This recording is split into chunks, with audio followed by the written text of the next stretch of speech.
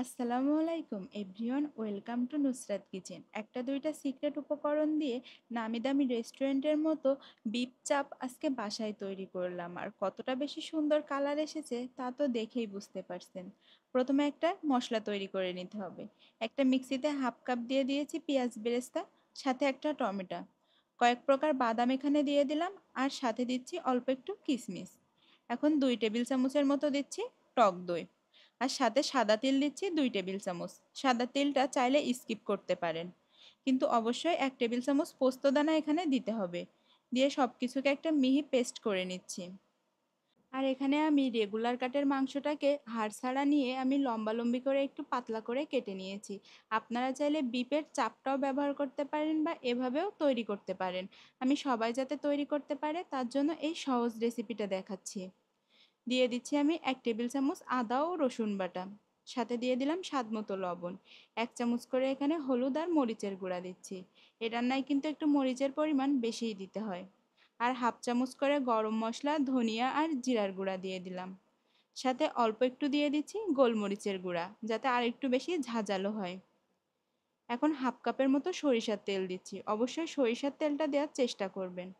তারপরে সুন্দর করে মাংসের সাথে মশলাটা মেখে নিয়ে প্রায় 1 ঘন্টার মতো এই মশলাটা রেস্টে রাখতে হবে। 1 ঘন্টা না হলেও 15 থেকে 20 মিনিট তো রেস্টে রাখতেই হবে, তাহলে মাংসের ভিতরে খুব সুন্দরভাবে মশলাটা যাবে। এখন মাংসটা রান্না করার জন্য পরিমাণ মতো তেলে গোটা গরম মশলা আর অল্প একটু পেঁয়াজ দিয়ে পেঁয়াজটাকে হালকা করে ভেজে নিচ্ছি। পেঁয়াজ ভাজা হয়ে গেলে দিয়ে দিচ্ছি মেখে রাখা ওই মাংসটা। আর প্রথম পর্যায়ে মাংসে কোনো পানি দেওয়া যাবে না, পানি বাদে আমি মাংসটাকে 15 থেকে 20 মিনিট কষিয়ে রান্না করে নিচ্ছি। আর এই বিপ চাপটা এভাবে রান্না করলে স্বাদটা আপনার মুখে লেগে থাকবে, আমি গ্যারান্টি দিয়ে বলে দিতে পারি। মাংস থেকে যখন তেল ছেড়ে আসবে তখনই দিয়ে দেব ফুটন্ত গরম পানি আমি 2 কাপ। মাংস রান্নায় গরম পানি ব্যবহার করলে কিন্তু মাংসটা খুব তাড়াতাড়ি সিদ্ধ হয়ে যায়। এখন চুলার জাল মিডিয়াম করে রেখে আমি 30 মিনিটের মতো রান্না করব। 30 মিনিটে মাংসটা একদম পারফেক্টভাবে কিন্তু সিদ্ধ হয়ে যাবে। এখনই মাংসটা থেকে কতটা সুন্দর কালার এসেছে তা তো দেখেই বুঝতে পারছেন। আর এই বিপ চাপটা রেস্টুরেন্টের মতো ফ্লেভার করার জন্য অল্প একটু চিনি, সাথে 1 টেবিল চামচের মতো গুঁড়া দুধ, 1 মুঠের মতো পেঁয়াজ বেরেস্তা, আর সাথে দিয়ে দিচ্ছি অল্প একটু চিলি ফ্লেক্স। দিয়ে 2-3 মিনিট রান্না করে নামিয়ে নেব। এখনই এই বিপ চাপ থেকে এত সুন্দর একটা ঘ্রাণ আর কালার দেখে তো বুঝতে পারছেন এটা কতটা বেশি মজার হবে।